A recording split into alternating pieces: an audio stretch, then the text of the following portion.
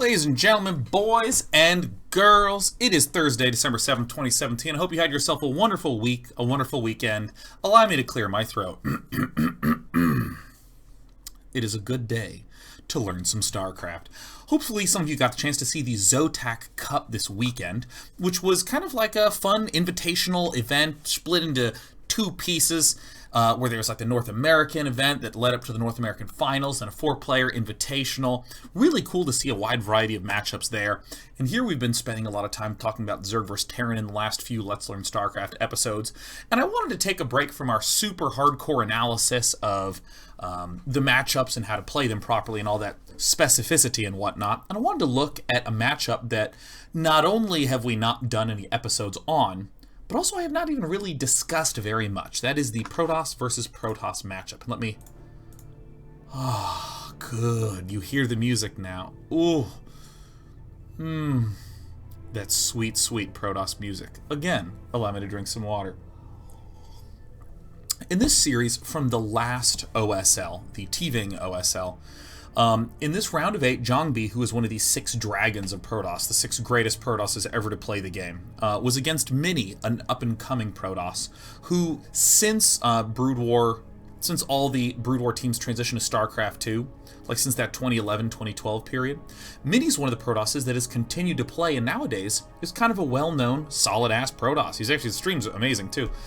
And in this series, this is one of the first times where we really got to see some cool play out of Mini. And I'm really excited to go through these games because PvP is in many ways a weird mirror matchup. If you watch the Terran vs. Terran analysis we did between Flash and Fantasy, Terran vs. Terran is a very sturdy, solid matchup. Tanks dominate positions, and it's about chipping away at those positions, breaking into those positions, and setting them up. Zerg vs. Zerg is the complete opposite end of the spectrum, where it's this insane micro fest of intensity where you rarely go over 12 drones. And PvP sits in the middle. Positions are important, micro's important, but the moments are not as incisive micro-wise as Zerg vs. Zerg, and the positions are not as robust and costly to break as in Terran vs. Terran. This leads to a matchup that can be kind of hard to see what these specific moments are, and so I thought it would be a really good example to go through to look at not just how cool this matchup can be, but some of these big concepts you hear me talking about all the time. The mobile army getting to take map control and take bases. The immobile army being stronger and sturdier who can hold positions. Let's hop right into it. And down here we have STX Souls Mini. And up here in the top right, we have Jangbi from Samsung Khan. Oh my gosh, I'm so thirsty. I've been talking all day. Goodness. So this map, let's just go ahead and display the entire map.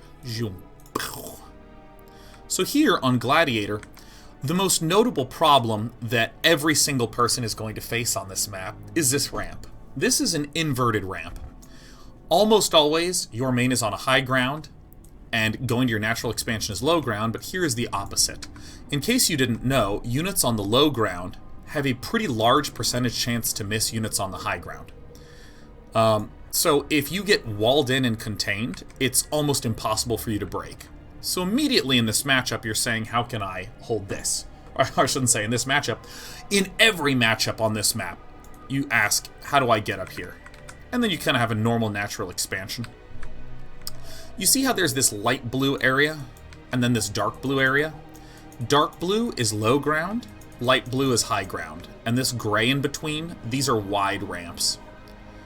And so, you can see you start in a dark blue low high ground area. You start in a dark blue low ground area up to a high ground. And then you kind of have these weird little positional high, low sort of things. This was very popular in map design at the time, these alternating shapes. And this is all the map consideration we really need to think about at the start of the game. And we can go right into discussing what are the common units that are built in the early game. And this matchup has a fascinating flow to it.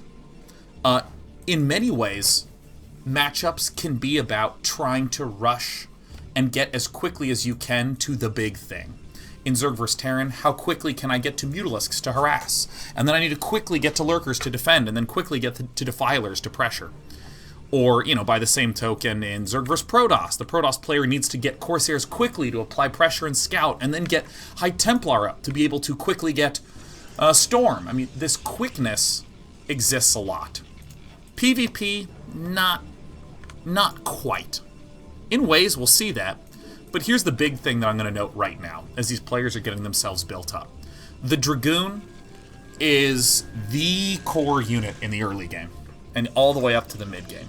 Dragoons out of the gateway. Zealots without speed are easily kited by Dragoons. Air units like Corsairs and Scouts, easily dominated by the Dragoon. The only other unit that Protoss even has in the early game to reinforce against Dragoons is the Reaver. And so Dragoon Reaver is really what this matchup's about.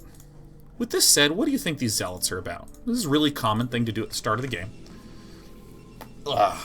This is just these players saying to themselves, I want one little extra unit to help out in a Dragoon versus Dragoon fight. If I have 4 Dragoons and a Zealot versus your just 4 Dragoons, yeah, my Zealot won't be contributing very much, but it will help me tip the balance.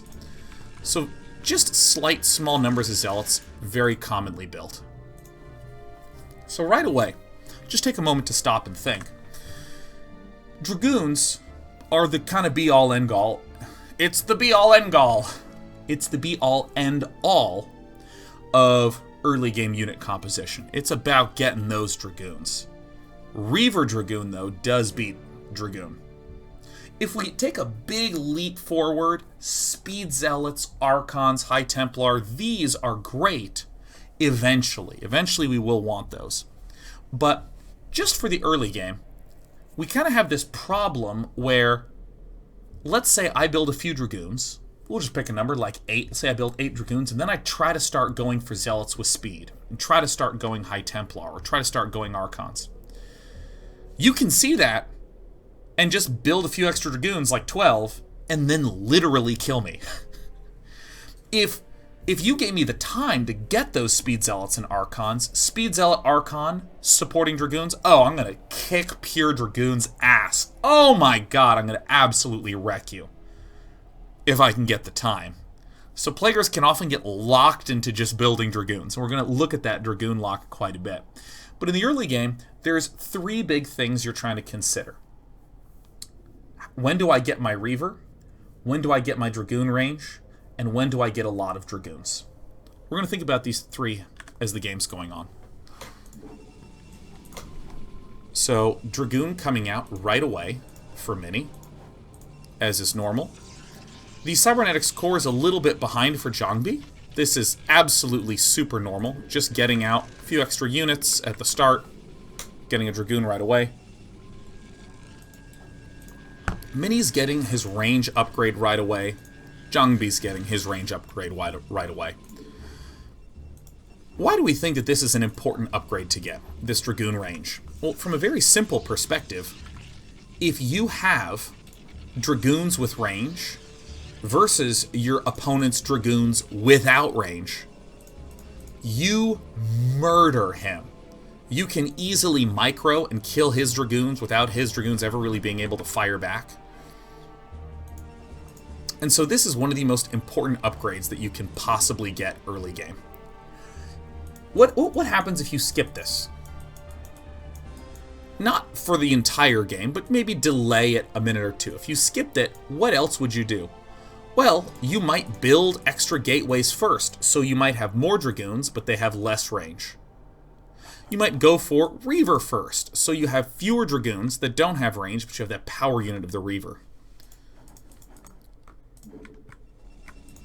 So Jangbi is doing a very similar look, with one notable exception.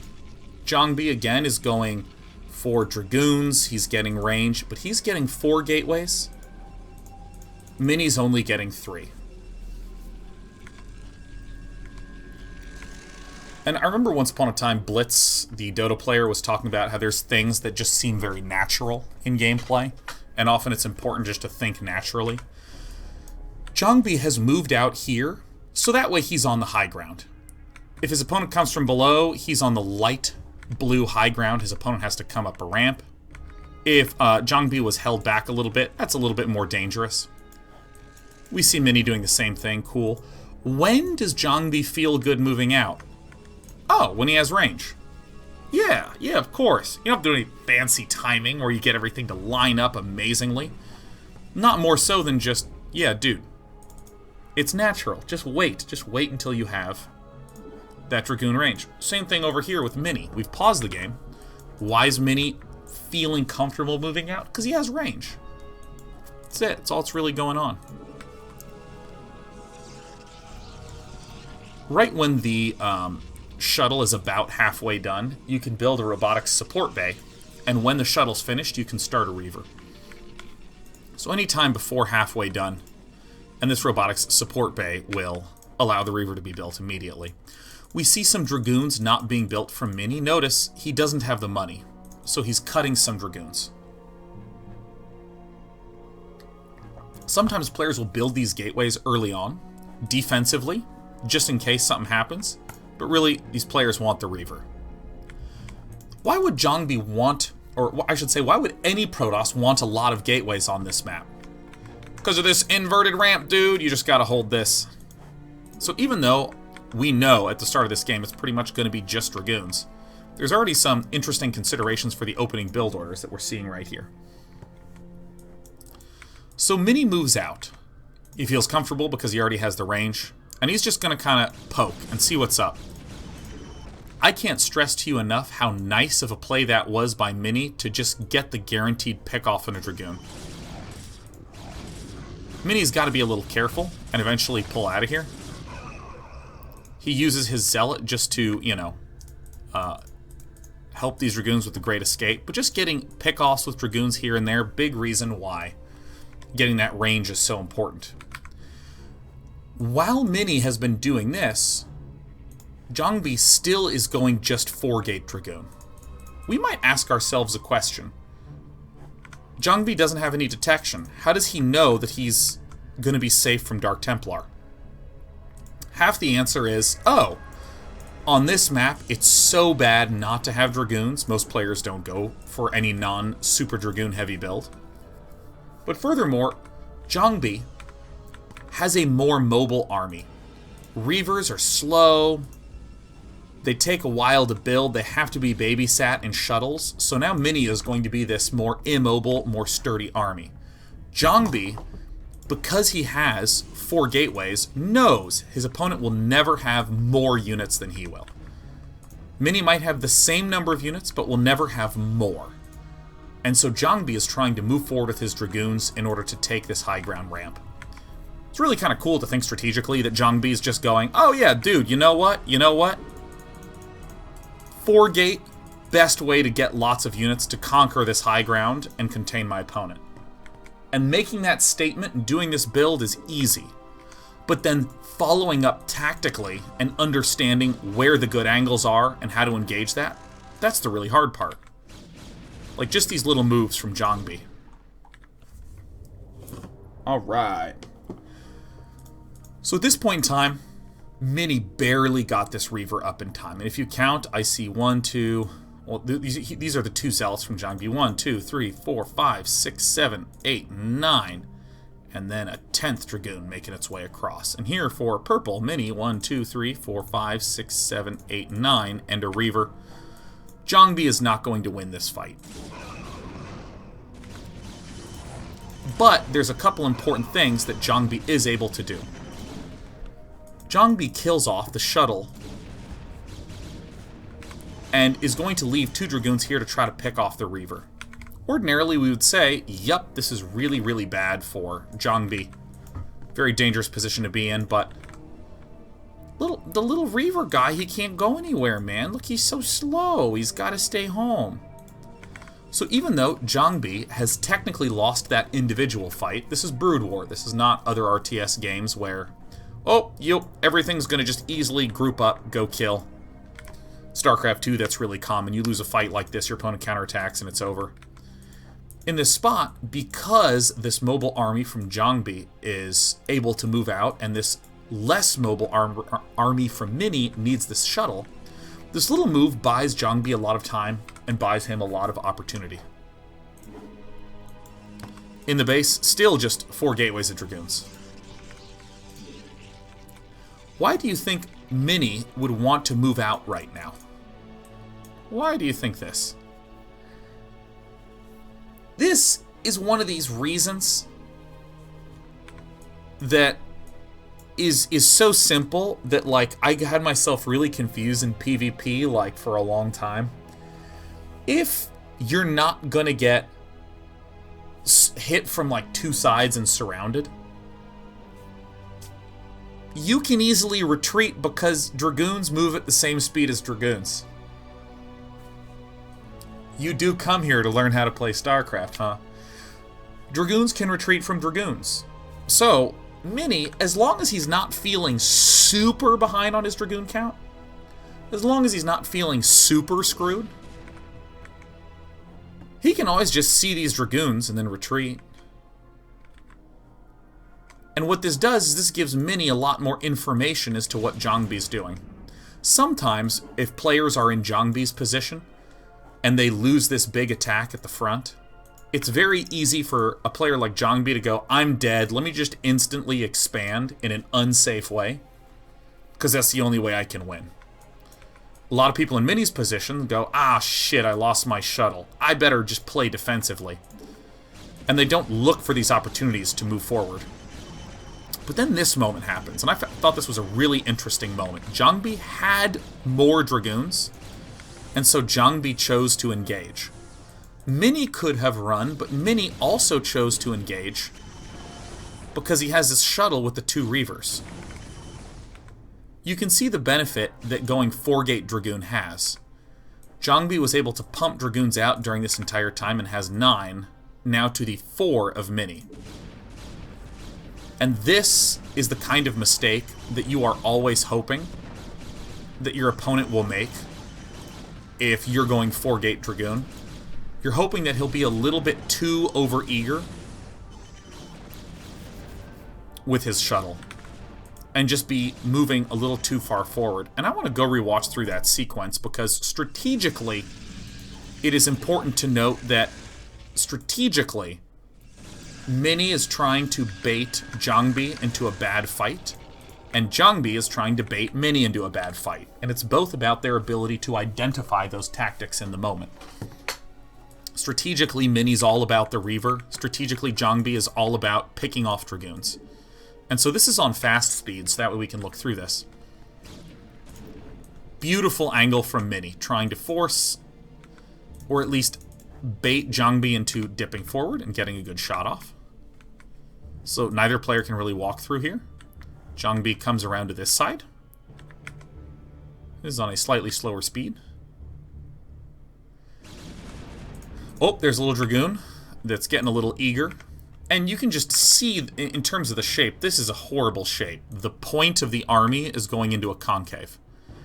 I truly think that Mini believed his shuttle was closer. But let's see how many shots get off. Because this is, let's see, 5 and 5. That's 10 Dragoons. This is 5, 5, and 1. This is 11 to 10. Big volley goes off. 1 dies almost immediately. A second dies almost immediately. At this point, well, 3 are dead, 2 are dead. Again, we see 6 here, 3 here, so that's 9.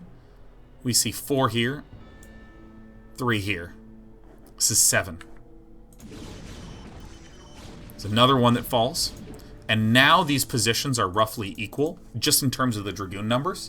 And it's all based upon Jangbi recognizing that Mini was coming at a bad angle. And then what does Jangbi do? Gets the hell out of there, man. Reavers don't even fire. When you have more Dragoons, you try to engage before the Reaver has come out. Very simple, very simple. Picks this off. Picks off another Dragoon. Is running back and spreading out at the same time. And then, if Jangbi went, whoa, shit, I still think this army's too big. Jangbi just sends a few Dragoons to retreat this way, boxes, sends a few Dragoons to retreat this way, and escapes with most of his stuff. But the instant Jangbi says, oh, I think you're vulnerable, sends a few ones up, a few ones down. Now they're spread out, so they can't take a lot of damage from Reavers. And there's a real interesting dance. You have to be aware that you can target this shuttle, because sometimes if you just target the Reaver, they can pick up the shuttle and then retreat back, unload the Reaver, shoot again. So you'll see that even before this Reaver got into the shuttle, 2 shots landed on it.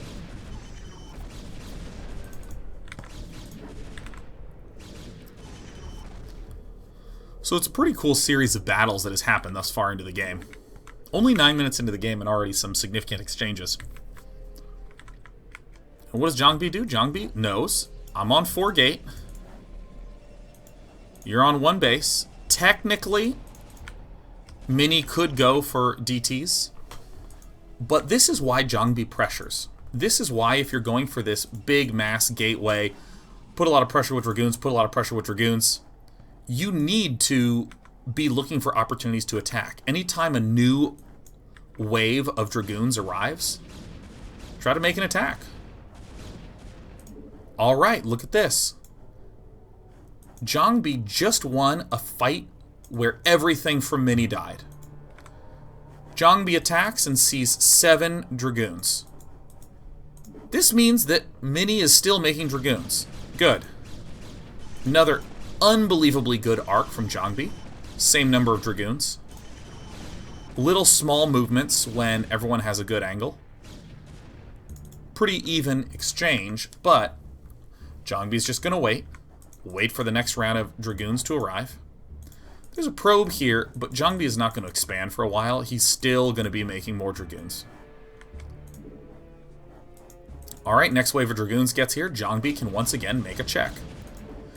And this, I think, is a little bit overly bold from Mini. He does not need to actually push out. He has control of his expansion. He has Reavers. He could just expand.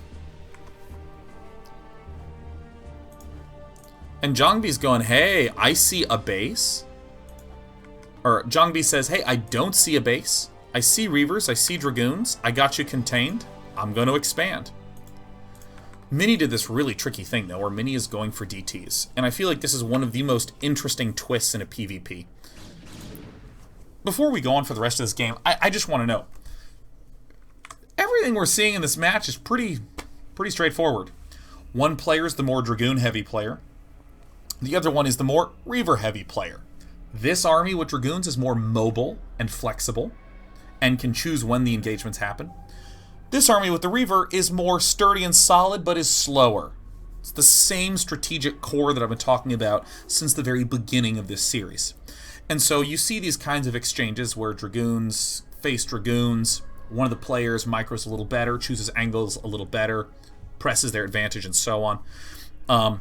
This is the moment that I think shows why some of these moves are so important.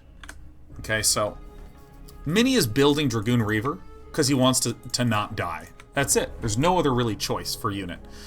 But why the Dark Templar? He's seeing so many Dragoons, Mini goes, wow, you must be going 4 gate. Or at least heavy gateway.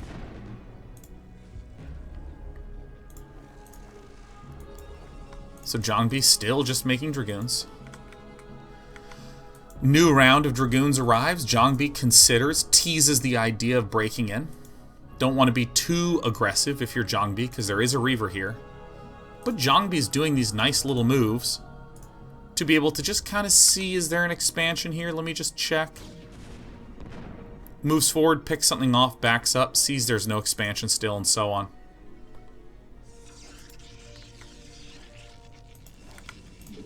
And you'll notice there's a robo facility going down. Why? Simple. Jangbi has his opponent contained. Sees some Reavers, sees some units there. Jangbi's ahead on the expansion. And Jangbi thinks he can't break in, so he may as well just start rounding out the rest of his composition.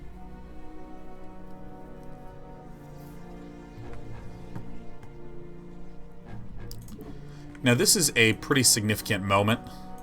The DTs move out.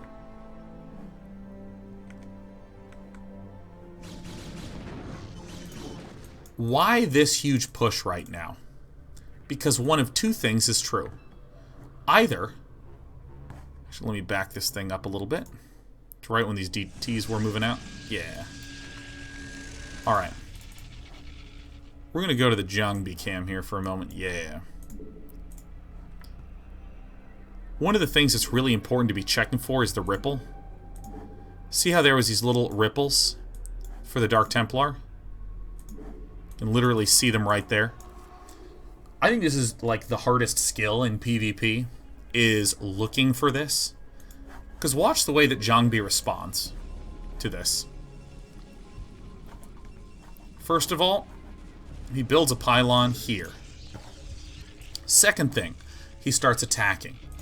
Jangbi sees very clearly that there are Dark Templar, so he just barrels in. Runs forward, picks off the Reaver. This confirms his suspicions. A Dark Templar shows up and starts whacking away. So Jangbi just barrels right the hell in there.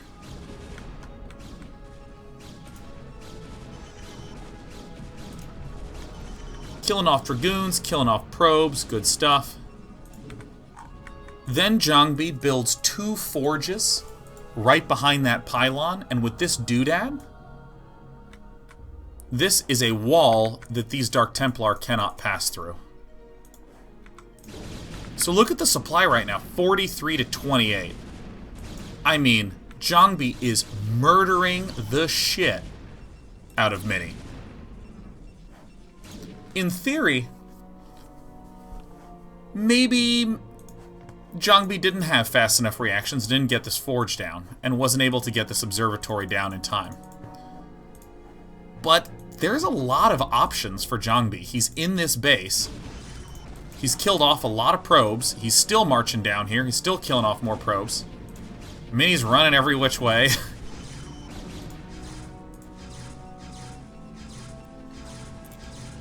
Here's the observatory. Not yet quite done. Cannons can be built. Still more probes getting picked off. So now the supply is 15 to 39.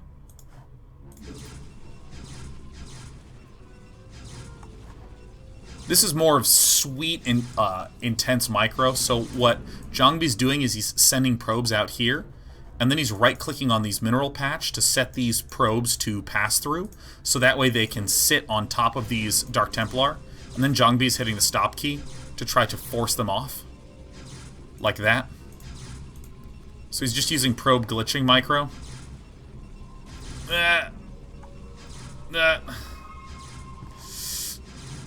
And in one of the closest defenses ever,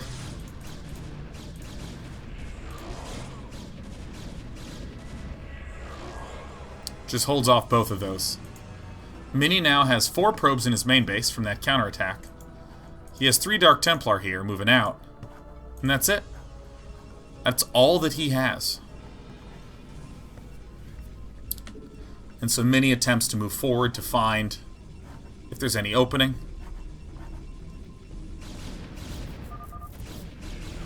Doesn't, and concedes. So first of all, holy shit, Jangbi. That is a thin defense if I ever saw one, right? That's kind of remarkable. Let me note some real basic stuff first. The build order that we see out of Mini, I am now 5 minutes into this game. This build order that we see out of Mini, get some range, get some Dragoons, get a robo facility. This is why people like this build order. Because, yeah, we're going to get Reaver first, but we're going to get an observatory really soon thereafter. If I just move forward like 7.5 minutes, the only reason that move forward to 7.5 minutes.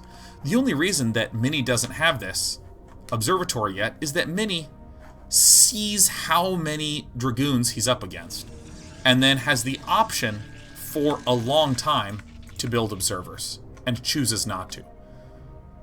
But I will stress that at the 5-minute mark, Jangbi had the option to do it. This is why 3-gate Reaver with range is really basic shape in the main base. However, as we saw, the big clutch moment was right around 11 minutes, Jangbi knows what the strength of his army is. It's punishing any deviation from Mini. Punishing any deviation. So he sees, oh, you deviated from building Dragoons and Reavers. Okay, well, I'll just go kill you then. Now, if I were playing and I saw these Dark Templar, what I might do is put 2 Dragoons here, wall in with a Forge, desperately try to get observers up. But what I would not do, what I would neglect to do as natural instinct, is just push forward. And this is the exact correct thing to do if you're ever being the I have a bigger army player. If you're ever someone who's like, oh yeah, I have more gateways, I'm going to be building more Dragoons so I can pressure more far forward. If you're ever doing that, if your opponent's doing something weird, just go kill him.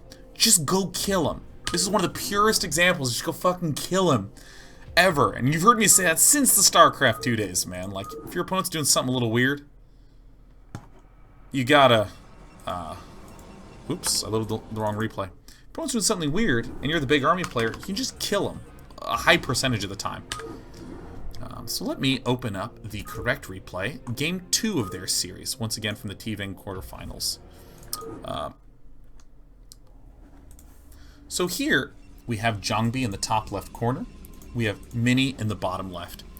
In terms of some of the map stuff, there's not too much that I want to focus on the big map level. Just some of the basics that contrast. First of all, we're a high ground with a ramp to a low ground. That's so much nicer. This makes for a much more comfortable defense. We have a natural expansion. But there's this kind of weird thing. This is a ramp, and then a higher ground strip, and then a low ground. So this is actually just a hill. I think a hill is what we talk about. This is a hill. So Geth Overlord is laughing. I've been talking about this since the StarCraft 2 days, says the guy doing the StarCraft 1 video. So because there's this hill, if your opponent gets the top of the hill, it can be hard to fight up it. So for the same reason, it's a little dangerous to play too far back, because you can get contained outside your front. And that's it. Again, another hill. Another hill. And then here's Jangbi's base. One thing that's kind of cool, though, is that this map has big open main base. There's a lot of space here. So you have to be a little more aware about drops. Alright, let's see what the players do. We're not going to go into super specific build ordery stuff here. That would be for another day. But for the most part, a gateway first. Gas following that. Some combination of build a zealot and then get a cybernetics core, or get a cybernetics core and then build a zealot. This is some cute stuff you can do. This is called the Manor Pylon. Ooh. And Jangbi gets a pair of them off. A Manor Pylon is where you build a pylon right here in the mineral field, trying to lock probes in, preventing your opponent from mining. And Mini does some cute little things where he is not mining gas right now to make sure he has enough minerals to do the Manor Pylons. You'll notice he actually lets them finish, because this is like very disruptive to the mining here.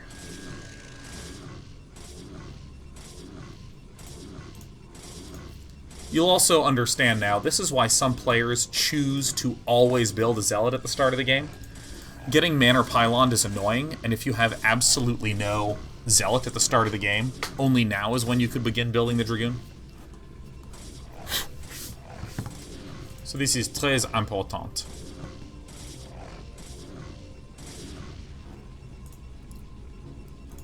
But everything kind of returns back to a typical look. So let's ask ourselves the question, what is Mini doing right now with 2 gateways? Well, there's those 3 big things Sean talked about. Building lots of... Oh my god, this is so dirty. There's building lots of gateways, getting Dragoon range, or getting a Reaver. These are the big 3 things. Jangbi, once again, is just doing the standard 1 gate, go straight for range, so we don't have to worry about that anymore. Mini's doing this super annoying Manor Pylons, trying to wall in the minerals. And this first zealot that Mini makes, he just sends cross-map. The Zealot will always be able to get up the ramp because these pylons are forcing Jangbi. Forcing Jangbi to answer it. And when I watched this, I actually thought this was a pretty spectacular series of moves by Mini. I think in terms of probe count, let's see here. He has 10, 11, 12 probes. 13, 14, and then 15. And there might be one in the gas already. No, I actually think... Well, hell, we can do the math here right now. This is 2, 4, 6. So there's 16 probes for Jangbi. Meanwhile, there's just 2, so I think there's 20 probes for Mini. Is that right? 20 probes? There's got to be 20 probes, right? 12, 16, 17, 18, 19's in there. And 20 right there. Yeah, 20 probes to 16. So overall, just an extraordinarily good exchange for Mini. Now, that was some complex counting. Normally, you don't do that kind of counting. You just go, yeah, I killed some probes and delayed your mining. Get toasted. So now, Mini is backing up. He's getting range. Mini would like to wait until either he feels like he has a lot of Dragoons, or until he feels like he has range done. I would wait for the range where I'm Mini. 2 gates straight into robotics facility. Incredibly calm play out of Mini. Dragoons are moving out from Jangbi to try to scout. Well, gosh, what if he runs into some Dragoons? No problem. Dragoons move at the same speed as Dragoons, so when Jangbi does wind up getting a little hurt, he just backs up. I think he's going to take one more shot of hull damage. Nope. So he paid 19 health to identify the position of his opponent.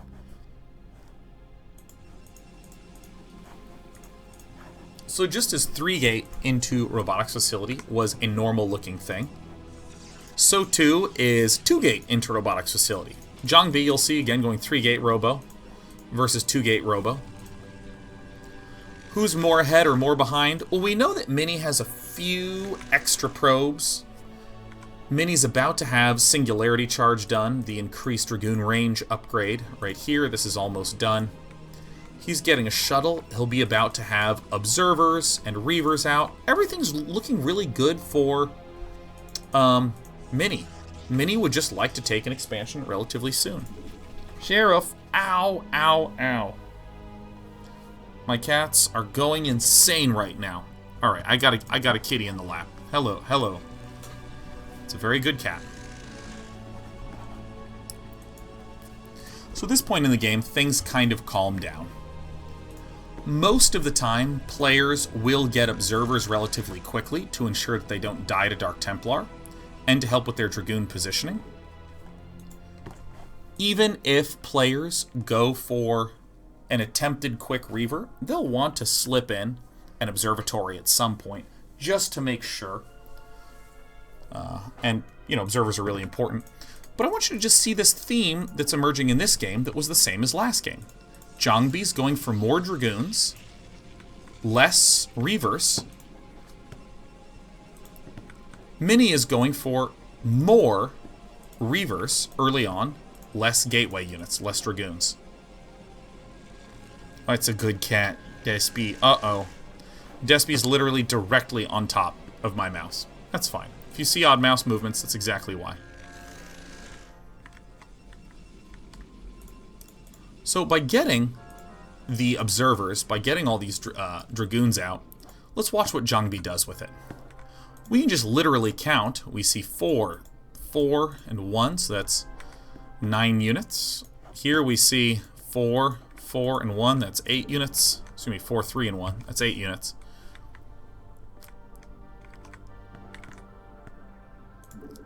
And Jangbi can always retreat, but he's leading with the observer, so he can run into any Dark Templar that might be there, or even better, pick off any observers like this.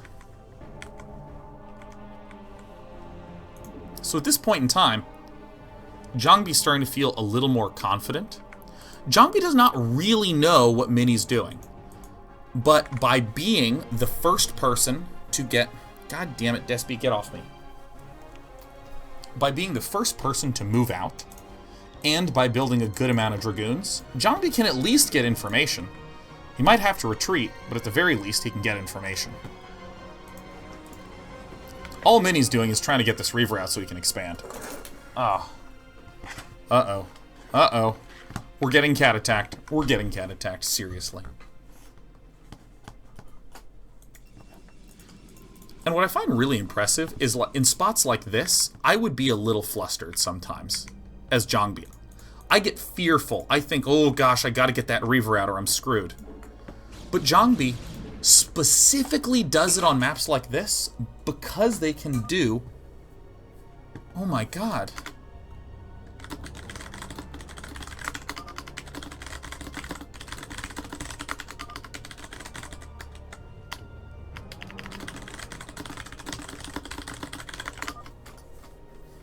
Nice. It's my brother. Because on this map, there's these hills with position, Jangbi can exploit that to his advantage. So 1, 2, 3, 4, and 4. This is 8. We see 4, 4, and 2. This is 10. Alright, so now he's almost ahead by 1 Dragoon. And Jangbi's just going to play carefully. Darts forward.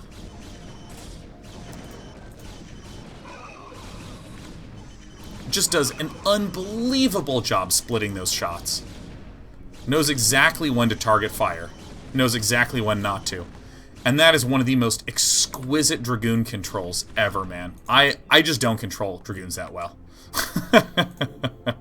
If we re-watch that fight, it's kind of incredible.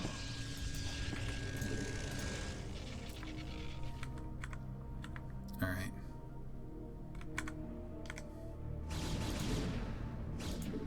So first of all, taking little opportunities to just deal extra damage. You can see there's this red health Dragoon here. Pre-splitting, okay, cool. By pre-splitting, it's a little bit more difficult to take massive damage from the Reaver shots. Very important to note, Jangbi chooses to engage right before these Dragoons get to high ground. These Dragoons versus these Dragoons will miss some. So I actually want to ignore the Reaver for the moment. Just look right up here. Some of these shots will actually whiff.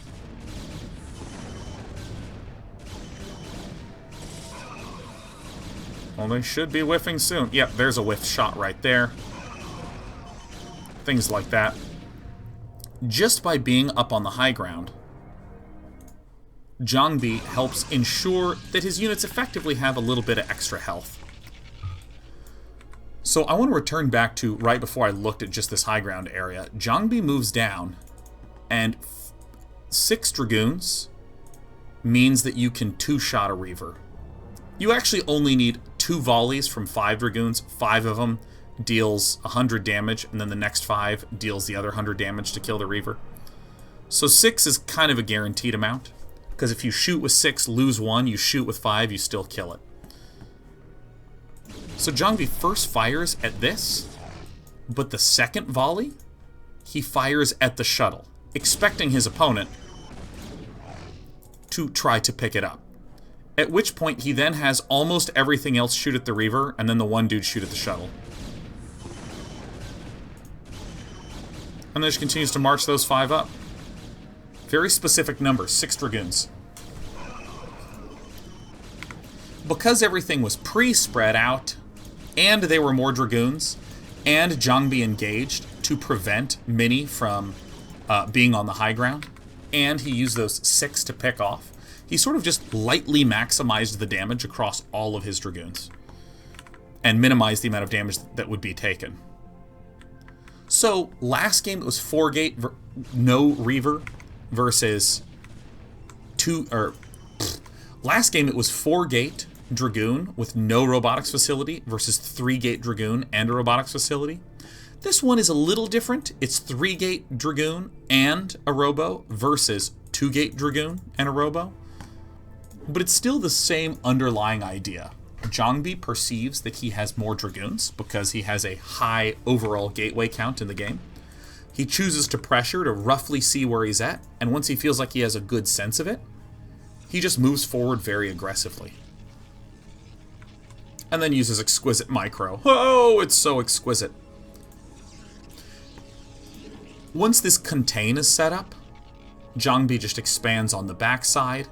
Because Jangbi was going 3-gate and not 4-gate, Jangbi has a little bit of extra money at other times, so he can get the support base, he can get the Reavers. Jangbi doesn't actually have a shuttle anywhere. It's nowhere to be found. He's rushing out the Reavers with the expansion. And this winds up being one of the cleaner games. Now, why would Mini build 2 more gateways? Super simple answer. He's contained on his high ground. He needs to try to break out. That's it. It's hard as hell to move down a low ground as Protoss. This is risky if Mini tries to move forward with this Reaver. It's easy for Jangbi to dart up, to pick off the Observer, or to dart up and pick off the Reaver. Super tense situation. Once again, robotics facility has not yet made a shuttle. Oh, no, there it is. There's the shuttle. I lied. It did make a shuttle. It did port the Reaver down. So then Jangbi's going to set up this little contain here. Maybe try to dart forward, deal a little damage here. Just be annoying. So during this position, Mini starts doing a number of really smart moves. One is he gets the speed upgrade for the shuttles. Speed upgrade, yeah, you can use it for harassment, but more than anything, you can do better micro in these situations when you have a speedy shuttle. You have more zealots getting produced. They're not as great against Dragoons, but they're good at absorbing some damage. They're good at absorbing some hits. So Mini can cheaply build a big army. Second shuttle still getting produced. Quick poke out. And you heard me say, in the long run, and we will see a long PvP after this, in the long run you want speed zealots, you want archons, you want these bigger, higher end, more potent units. But do you see how tense this shit is, man? Dude, you don't want to be the guy that blinks with Dragoons first. What if Jangbi goes, you know what? I'm good. I don't need to build Dragoons anymore. It's time to go for speed zealots. Well, then Mini keeps making Dragoons, moves out. It's 12 Dragoons versus 8. Jangbi loses the fight, and quickly thereafter loses the game. It's real tough to stop making Dragoon Reaver in this matchup, in these early game stages. So there's an attempt here by Mini to do some weird shenanigans.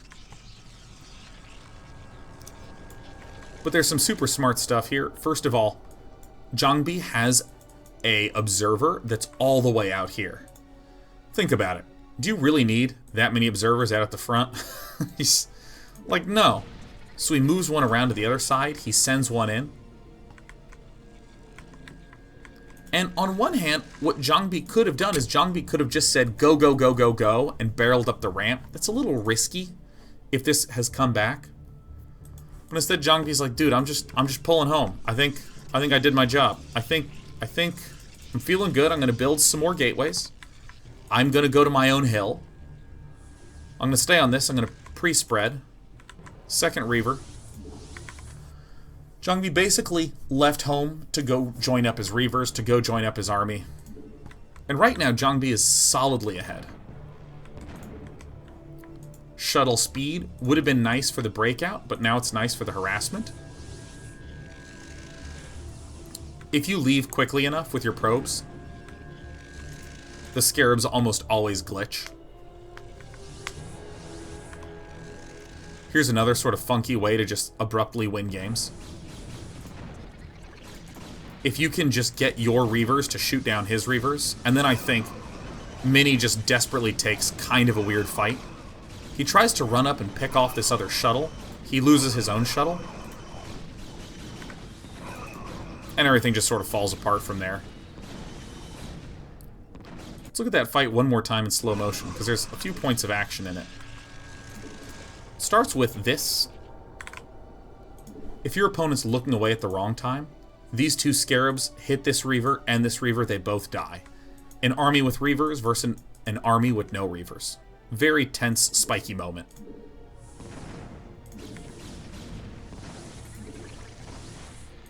So by loading up into the shuttle in time, one of the Reavers takes damage, but for the most part they're okay. The thing that Mini's looking for is Mini's going, oh my gosh, if I try to shoot this shuttle, he has to unload the Reavers. And because he has to unload the Reavers, I'll kill them with my own Reavers. All the while, Mini's walking into the worst angle possible. You see all the Zealots are at the back. Every Dragoon from Jangbi is going to be participating in this fight in a moment. All these Dragoons are trying to shoot down this shuttle. And somehow, Mini just loses track of this shuttle. I don't know what the hell this shuttle's doing here. I really don't. I mean, it's just getting owned.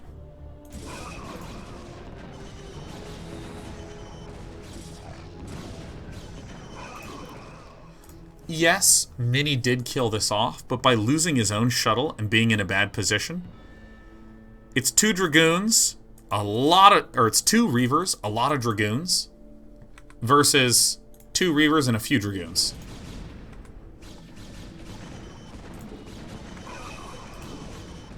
And Jangbi once again takes 6 Dragoons, that very specific number.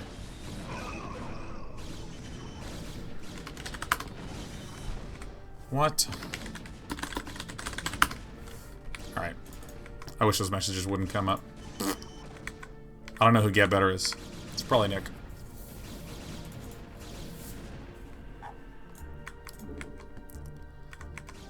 There's some cool tactics that Mini tries to do where he tries to find this isolated Reaver and pick it off.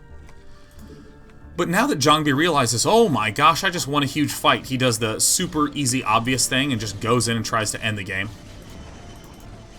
If he went up here and saw that there were enough units, Jangbi would just pull back to this hill or pull all the way back home, no problem. But this is essentially game over.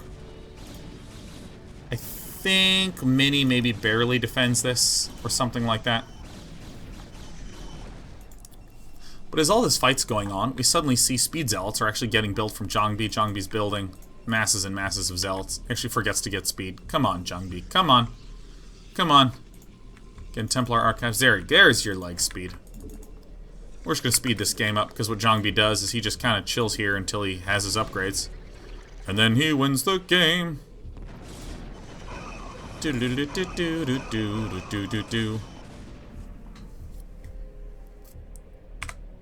Yes. Very clean game out of Jangbi. With kind of the same concept living in both of them. If I am the one actively pressuring with Dragoons, because I have more Dragoons, I can get better information, make good decisions, and assuming my micro is good enough, I can continuously push forward.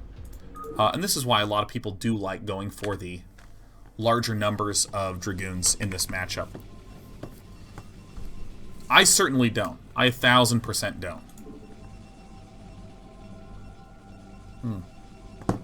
I prefer defending, getting the Reaver up, chilling. Jangbi in the top left, Mini in the top right. There it is, to Pylon. This map, Electric Circuit, has, again, another consideration here. Okay, so here is your main base. You have this little backdoor mineral base, which is kind of cute. But the important thing is that your front is a wide entrance with no ramp. Here's your natural expansion. Your front, again, is a wide entrance with no ramp. I should be clear, I say wide in reference to the absolute early game. Like, at the start of the game, most of the time ramps are like that big. That's a normal ramp. This is a much bigger opening entrance. This, yeah, it's big for the start of the game, but just imagine for a moment if your opponent has a wall of Dragoons here and has Reavers down here. This is an icky place to push out of. Similarly, if you manage to get here, think of how even bigger a concave this is here if you're trying to push through here. So there's a lot of nice offensive choke angles that you can exploit on this map. And so for this reason, since we don't really have terrain to exploit, will probably need a lot more units in order to just hold pieces of terrain. So Jangbi is up here. Jangbi goes for the quick Cybernetics Core.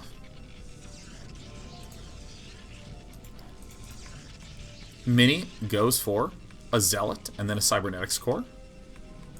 And then another Zealot. Jangbi's going for ultra-fast Dragoon range. Going for a very fast second gateway. Now, what would you want to do on this map? What would you want to do? A lot of these builds can work. They're just very micro and decision-making dependent. I personally, on this map, would just do something with some Dragoons and then quickly get Reavers and play defensively, man. Love doing that. So Jangbi, because he gets the really fast speed, he's almost always more comfortable being aggressive. So in this position, speed upgrade, not yet done for Mini. Mini's doing the 4-gate build that we saw in Game 1 from Jangbi.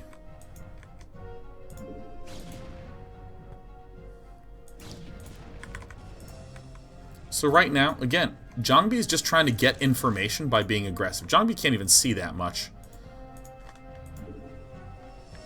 He has these Dragoons back here denying the probe scout. Jangbi can still apply pressure here because Jangbi has range, and Mini doesn't. Mini's about to have, like, the hugest amount.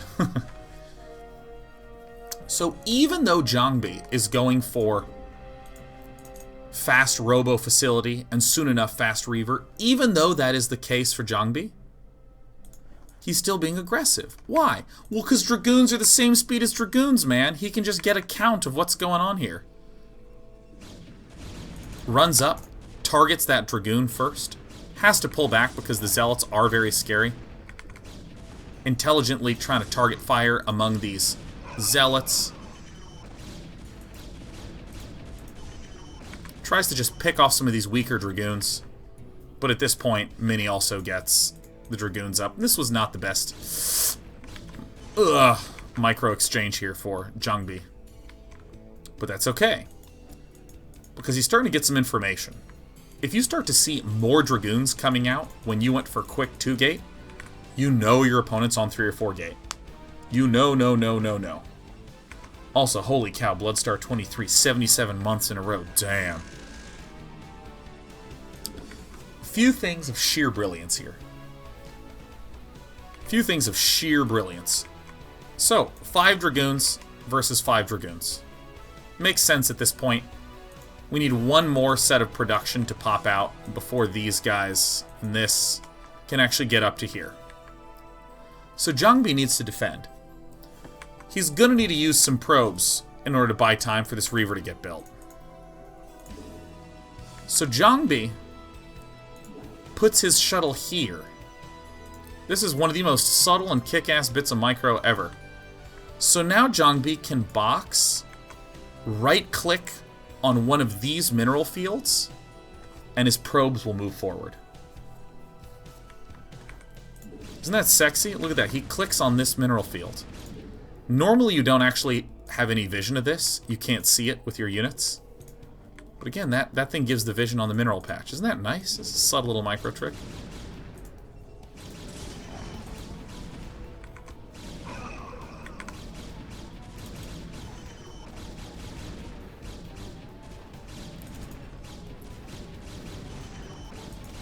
And so Jangbi's able to use his probes and strong micro to stabilize in this spot.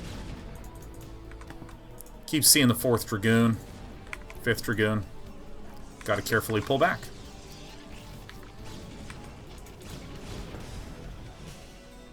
Oh, it's so good. Again, Jangbi's like, uh-oh. I'm seeing you move in at me. Send some probes there. Can right-click back here, and then, oh, Mr. Reaver. Oh, Mr. Reaver. And then Jangbi nearly screws himself because he loses that Reaver. I mean, that was one of the doofiest-ass mistakes ever, man. Just chucking that Reaver's life away. He left the shuttle up there for too long. And he's like, you know what? I'm going to use this shuttle to micro here. Well, Good game, Get Better. I don't even know who that is.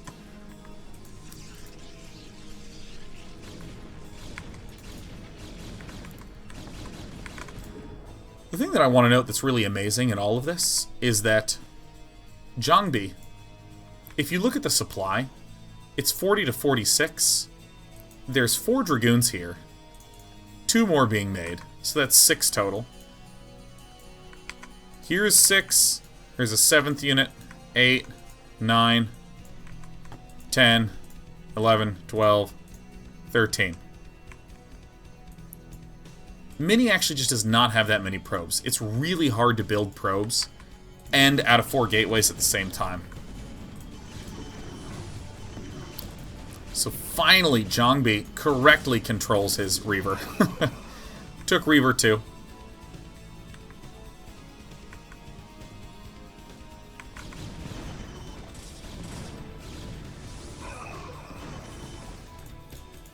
Very nice control here by Jangbi. And he's able to just kind of move out here and expand. And this is why people like doing this style of play. Just going for the Reaver first. Now, Jangbi can't just insta-snap expand. He has to be a little more thoughtful, but... good job, Get Better. Keep fighting, man. If you're getting pressured really hard early on and you're using probes and dragoons, you know your opponent kinda has to be going for a heavy gateway count. So Jangbi was a little careful. But then he just literally go in here and see exactly everything that's going on. And so despite all of that, Jangbi still gets a quicker expansion than his opponent. What I think that's great. I really think that's pretty spectacular. Now, if you're Mini, you actually can't go for Reaver without at least being slightly worried about Dark Templar. You have to get the Observer at some point.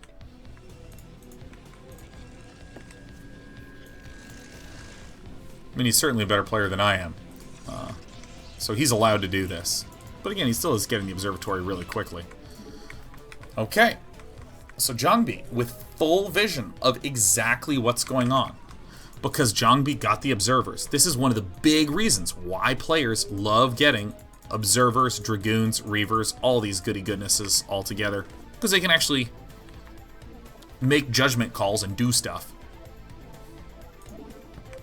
So if you look at Mini's vision... Oh god, I did it wrong. Who do I vision of right now? There we go. Mini has to have some Dragoons in the main base. He has these spotter pylons being built on the outside edge. But then he has to have a few over here. Mini has not even built a single Observer. He's still building his first Reaver. He can't see a thing! And so Jangbi can exploit this by just waltzing right on up to the front. It's a hard angle to push through, because this is kind of a narrow choke.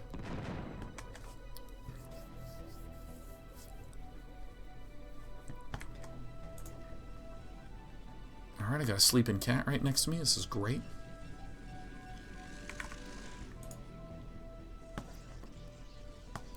And Jangbi's actually able to apply a little pressure here. Shooting down the Nexus is often not the best. But if you can do it, may as well, right? And there it is. There's the little micro mistake. I mean, this is the sort of thing that I think makes a lot of Brood War players leery of this whole matchup. You gotta have good shuttle control. And you have to identify when it's time to abandon ship. Mini waits. Mini waits. Whole army begins moving. Picking up. Just one. Time to run. Don't go back for this Reaver. Don't go back for this Reaver. He goes back for the Reaver. Oh god, he goes back for it.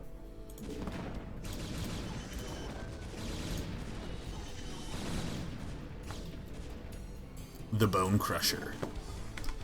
So that's another one of those, oh god. Yeah, Jangbi has not had the best life of Reavers today.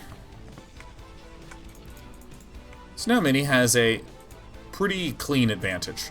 The Observer that pops out, first thing done, sweep my own base for Observers.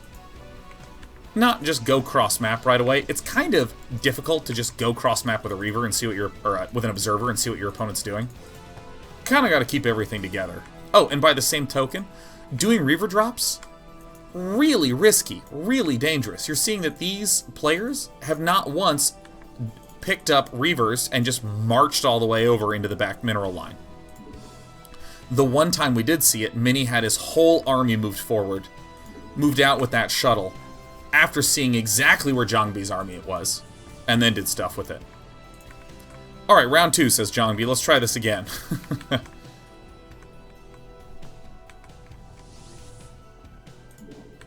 So Jangbi moves out here, so that way there's never going to be an attack up this angle that's that good. This is the only angle that Mini really has. So Jangbi's establishing this wider arc, leading with the Reavers, so that way those get the shots off first so they can be picked up and then retreated back, hopefully in time. Like this. Shot 1 goes off. And, I mean, Mini, he's not scared. He's literally unloading right there at the front. Uses his Reaver to target down the other enemy Reaver. I do not know why this is not getting unloaded. I cannot explain this to you. There it is. If that Reaver had plopped down earlier, that would have been a pretty nice series of shots. And then once again, I have no idea, man. Jangbi literally pooped the bed, man.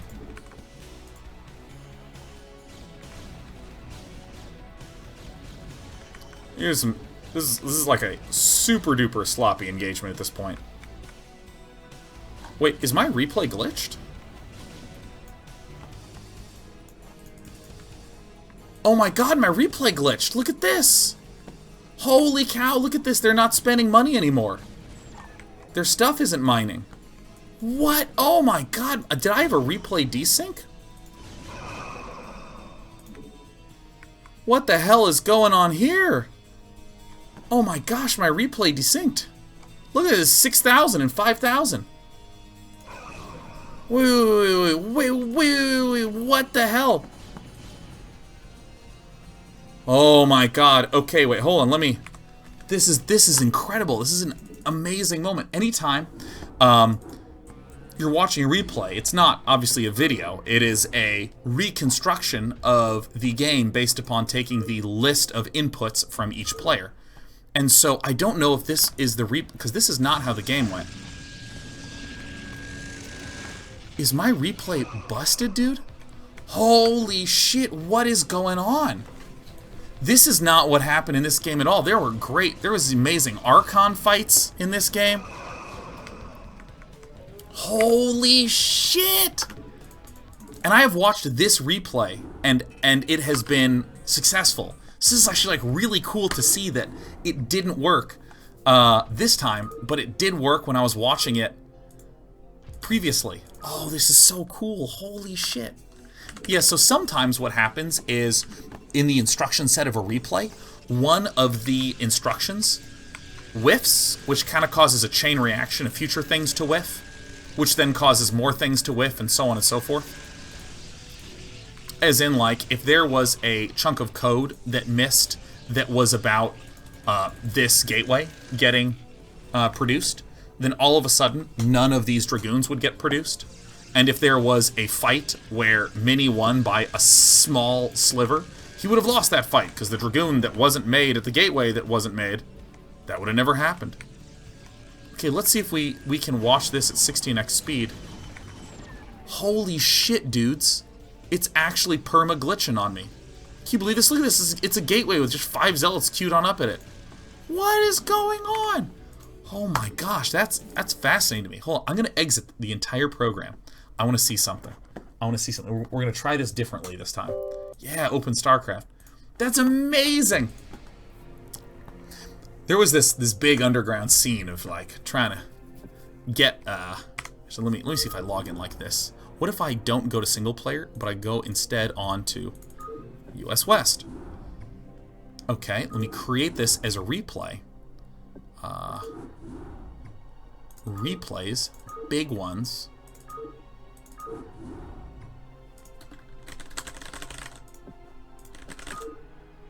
Okay. Okay, I I want to see this. I want to see if we can do it. I want to see this. I want to see if we can actually fix this. If not, we're just never going to see that game ever again. So now we're actually on Battle.net proper. Holy cow, it doesn't work. This replay glitched all the way out, man. Starting to get confused, man. Okay, well, one of our replays is glitched.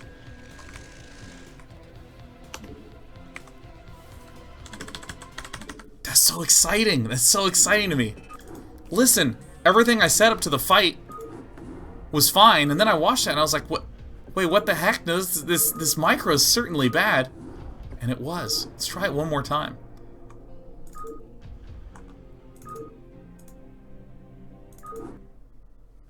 Okay, let's give it a shot.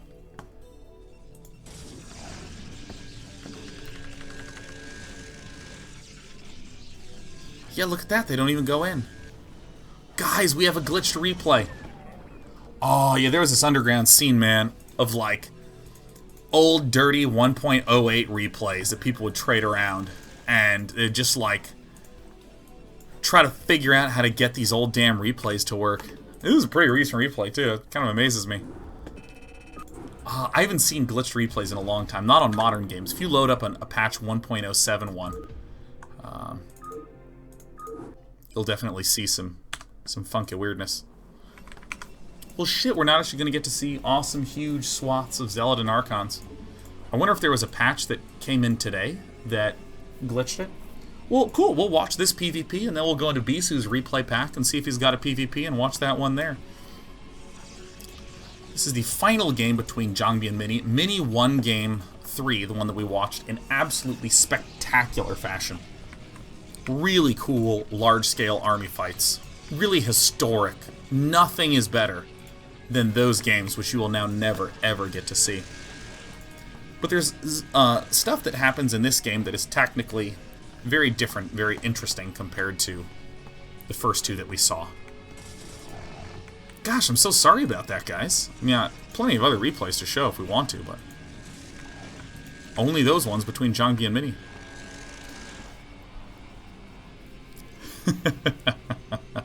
Cool.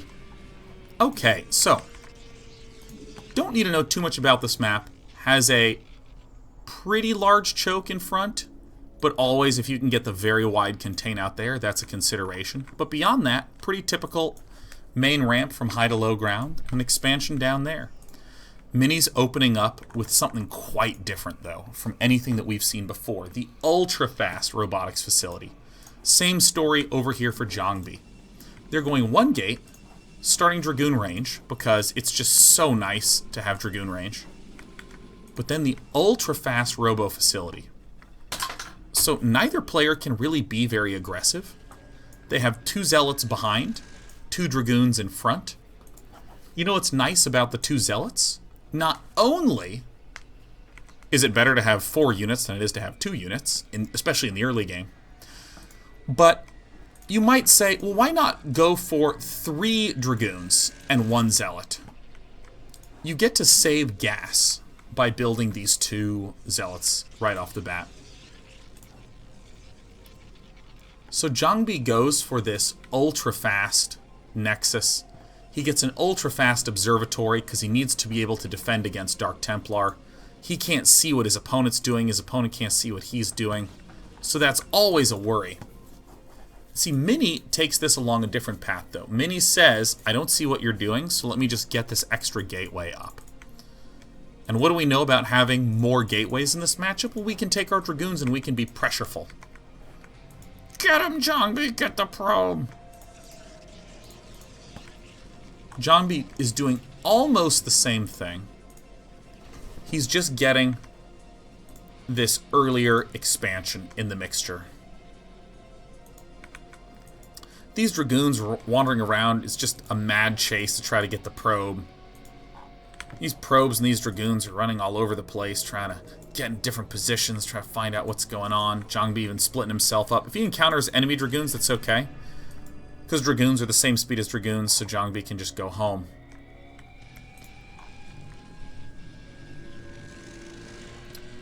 But Jangbi gets this really fast expansion up and still does not really know what's going on. He's going to try to send a probe in.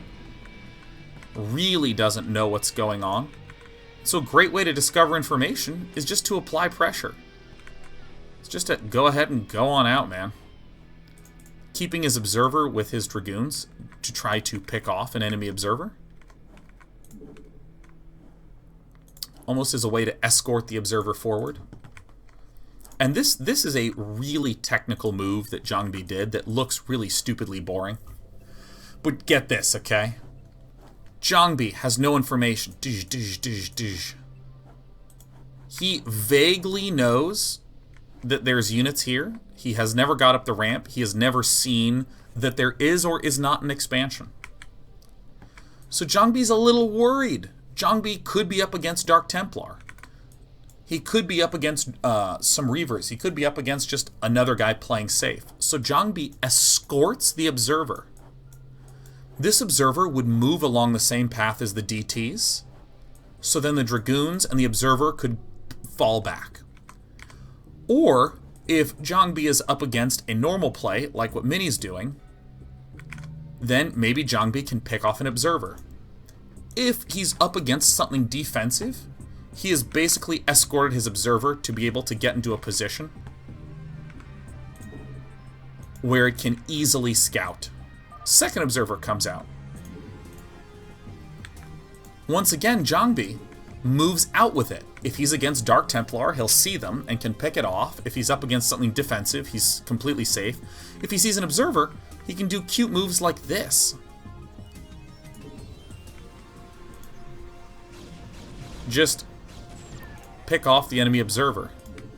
And then, what Jangbi was able to do at the same time was take an observer here and come in from this back angle path and see into the main base. Did Mini build a Reaver? Oh yeah, so there's no way Jangbi can break in here and kill this.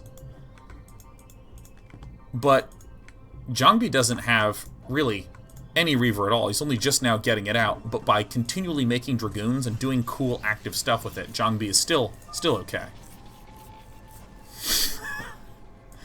I would assume that my good friend Get Better is watching a replay with a name like that.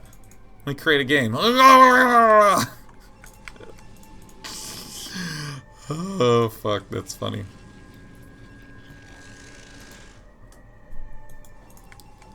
So here's some technical tactics, man. Jangbi's moving out with Dragoons, because he can always retreat. Dragoons are the same speed as Dragoons. He's doing these little inch forward things. Kind of checking, kind of checking. Kind of checking, trying to poke and see what's going on, yeah. More gateways getting added in, more gateways getting added in. Shuttle speed getting added in. Neither player wants to be the first to blink. Neither player wants to be the first to stop building Dragoons. So they both want to take a little time, keep solidifying this Dragoon Reaver army.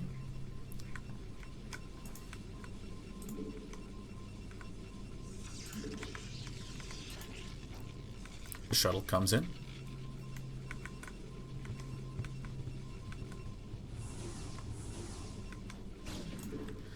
And this is kind of what I mean by Reaver drops have to be done very thoughtfully. Jangbi has his force here and is moving the Reaver to this backside here. It is very important to note the relationship between these dudes and this dude. If this Reaver just waltzes in, these Dragoons will still all be sitting here, will shoot it down. In this position, one important thing happens, which is that the Reaver drop can safely occur. The other, infinitely more important thing, is that Jangbi knows what the hell's going on and has time to retreat and get into a good position and make a decision. Often when players just blindly send a shuttle over here, they can have an enemy army just walk in here, kill them, and they go, "Ah, shit, maybe I shouldn't have Reaver dropped. Oh, God." Bringing the escort here lets you at least be able to make the decision. Now, what Jangbi could have done is Jangbi could have loaded up and headed home. Jangbi does have the time to do that. Jangbi might have a slightly harder defense, but Jangbi still has the time to do that.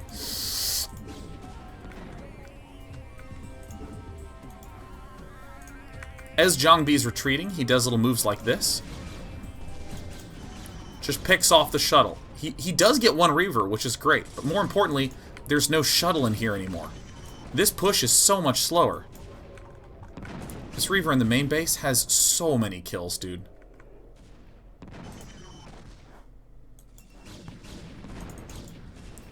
There's an attempted attack here. Jangbi's just producing good old, straight old-fashioned Dragoons, man.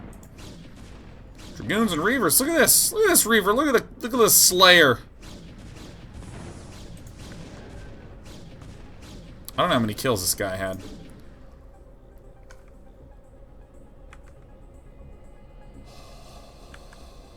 "24 kills, dude. Holy.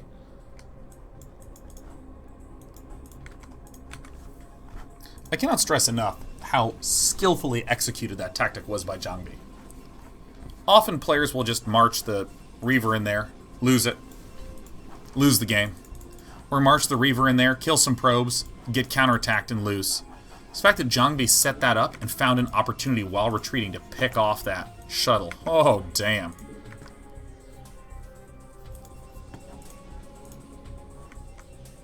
Oh man, I can't believe that replay glitch. That was such an epic game. It went the whole way. But don't you worry, I'm going to find the biggest, longest replay from Bisu ever.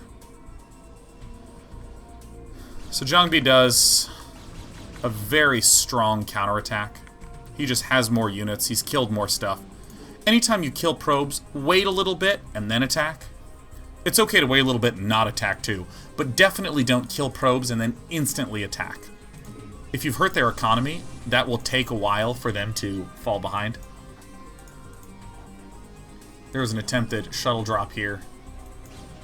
But, again, you heard me say the danger of doing shuttle drops sort of abruptly is that if your opponent just wanders an army in and you just don't even have any time to get back there, it's effectively as though you didn't have a choice.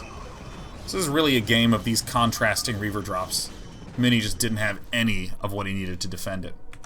So let's do this, man. Let's do this. Let's watch one more game from the Bisu replay pack. I'm going to go to my computer. I'm going to go to Documents, StarCraft, Maps, Replays, Bisu, PvP. What is the largest size replay that's here? Ah, Baihan versus Bisu. What do we want best versus Bisu? Let's do 005, huh? Baihan's a good player. So, I'm going to watch one more PvP. We didn't get the chance to see a long PvP due to the fact that, for whatever reason, the replay glitched. But here we have Only Star, who is Bisu, versus my period. This is a Protoss player called Baihan, who's just a very strong amateur player. Up here in the top left, Bisu is the strongest Protoss in the world. Let's see if we can take some of those lessons that we saw to dissect what's going to be happening in this early game. Map is Fighting Spirit. Usual gate wayage at the start. There's a lot of cool, small ways in which the openings are different. Still will all be framed in that who has the faster, more mobile army, who has the slower, sturdier army. Early Zealot out for a little defense and a little bolstering. Early Zealot out for a little defense and bolstering. Second Zealot coming out. Pretty typical as well. And Baihan, our new Protoss hero, is just going straight for the Cybernetics core upgrade, the Singularity Charge, the Dragoon range. Bisu, I think, will do a build that's pretty common on this map. Going for the Robo Facility before anything else. You'll still want to get the Dragoon range, the extra Dragoons. You still want these things. But the two Zealots is a really, really lovely way to be able to bolster knowing that you are firmly intending on just getting ultra-fast Robo out. Pylons being built on the outside to be able to see if there's any kind of Reaver drop incoming. And Mind is doing a style of play that I would dare say call kind of bold. One gateway with range, straight into expand. This is not a chosen build order. This, to me, seems very much so like a responsive build order. Mind is pushing forward and sees these two Zealots, seeing this one Dragoon. Mind will absolutely reapply pressure once he has range, but Mind is sensing that there's not a lot of gateways on the backside here.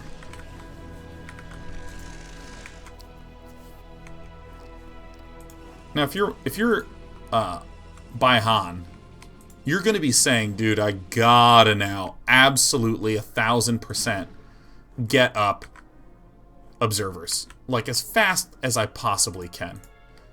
Over here we have Bisu, who's rushing for observers, followed by Reavers on low ground.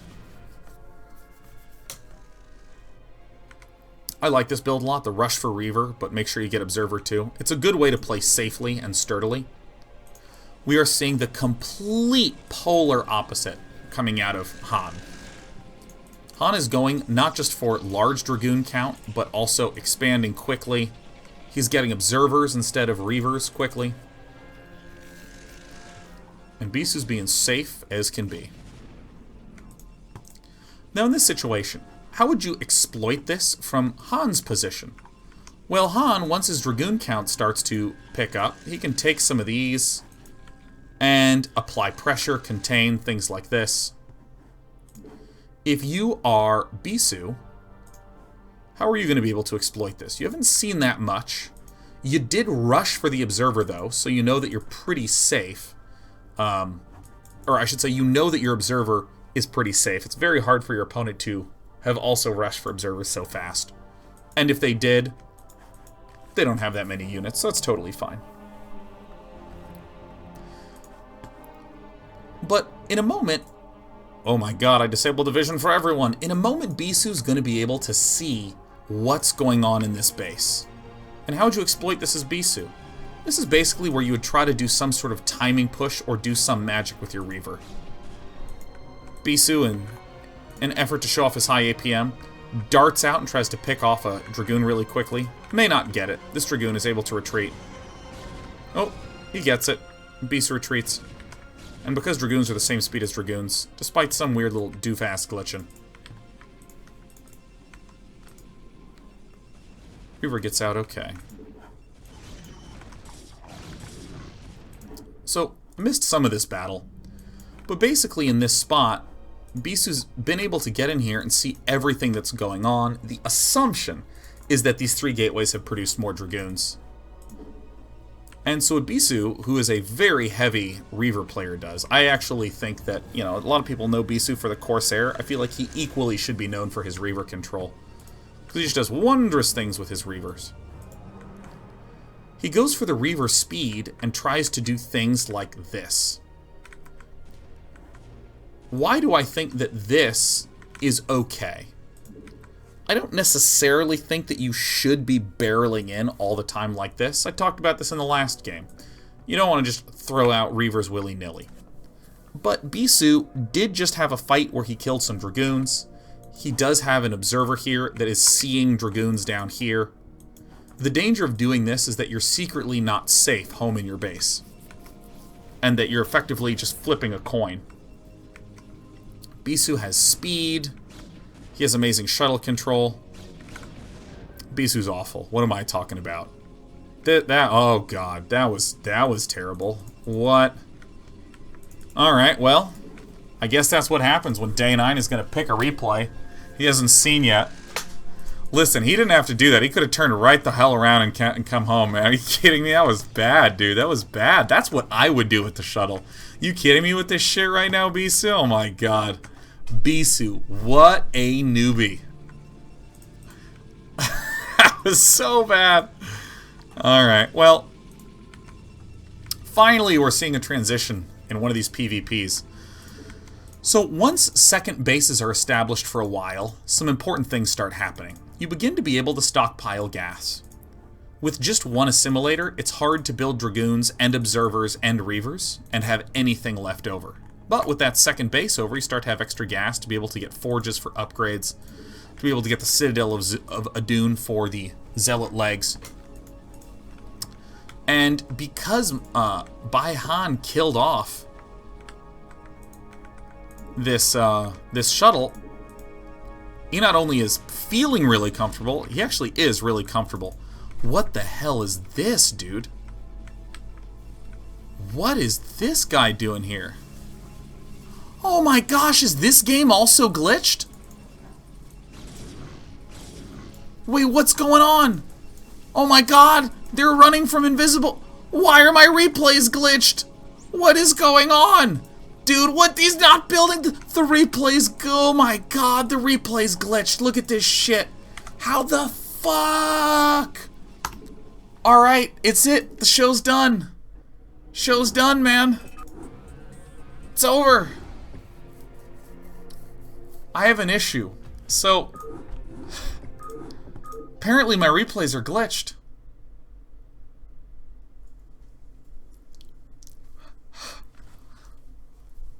This is...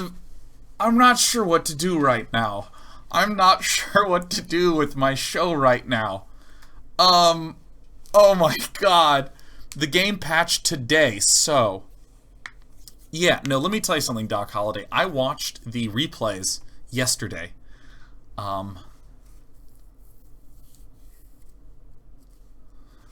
Gosh, wow. Ooh, goodness. It's not nice as professionalism is real. Well, you know, I've been streaming since 11 a.m. I don't give a shit, man. I'm just gonna be able to hear and go, oh no! Oh my god! Oh no! You know what? I don't want to learn today. Let's just tell a story, okay? Let's tell a story. I'm gonna tell a story of my brother being an unbelievable badass, okay? This is Nikki's a badass story. So, once upon a time, my brother was playing in a, it was a USA Open tournament that... it wasn't for WCG, but it was sort of like an off WCG timeline tournament that was just one of the few times that there was actually like an event that was happening during the year.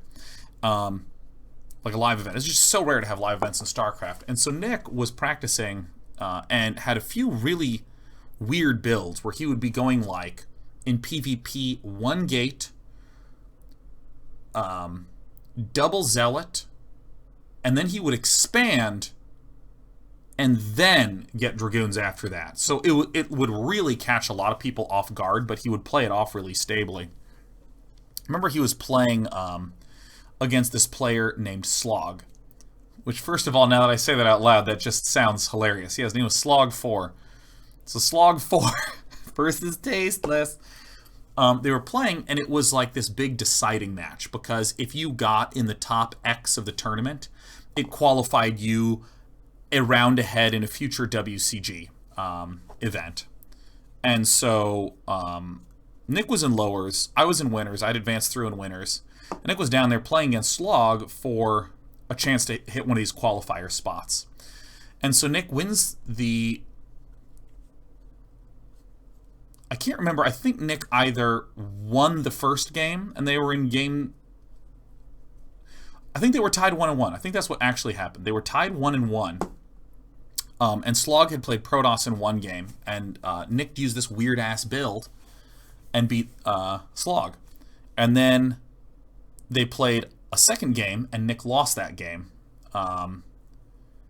And Slog switched to Zerg in one of these games, and there was some weird glitch that existed at the time where if you did a certain way of canceling the hatchery, the game would just hard shut down.